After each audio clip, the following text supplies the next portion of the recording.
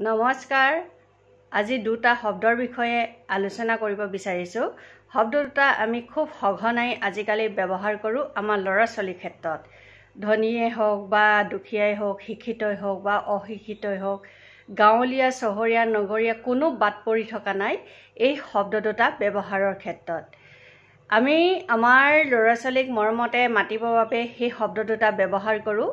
শব্দ দুটা হৈছে বেটা বেটি। প্ৰকৃততে অসমীয়াত এই শব্দ দুটাৰ অৰ্থ বেলেগ।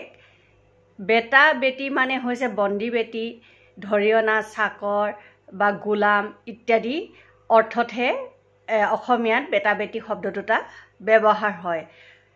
তথাপিও আমি আমাৰ ল'ৰা-ছোৱালীক মৰমতে মাতিবলৈ যাওঁ বেটা বেটি। অথচ অসমীয়াত খুব সুন্দৰ সুন্দৰ শব্দ কিছুমান আছে। আমি আমাৰ ল'ৰা-ছোৱালীক মাতিবৰ কাৰণে মইনা, সোণটো, ধন্তি, আইজনী, মাজনী ইত্যাদি ইত্যাদি বহুত ধুনীয়া ধুনীয়া শব্দ আছে। অথচ আমি সেই শব্দবোৰ ব্যৱহাৰ নকৰি কেৱল বেটা বেটি বুলি কৈয়ে থ'ব বিচাৰোঁ।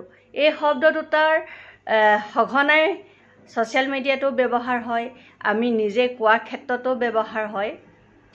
গতিকে এই শব্দ দুটাৰ আচলতে হিন্দী চিৰিয়েলবিলাকৰ পৰাই আহিছে বুলি ক'ব পাৰি। সঘনাই হিন্দী চিৰিয়েলবিলাকত এই শব্দ দুটা ব্যৱহাৰ হয়।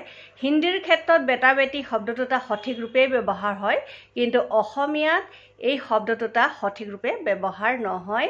গতিকে আমি কিছুমান কথা সতৰ্ক হোৱাটো প্ৰয়োজন, আমি তাৰ অৰ্থ জনাটো প্ৰয়োজন। আমি আমাৰ ল'ৰা-ছোৱালীক মৰমতে বেটা বেটি বুলি ক'বলৈ গৈ সেই শব্দ দুটা অৰ্থ হিচাপে চাকৰ, গোলাম ইত্যাদি শব্দ ব্যৱহাৰ কৰিম জানো? এই কথাবিলাক আমি ভাবাৰ সময় আহি পৰিছে। ধন্যবাদ।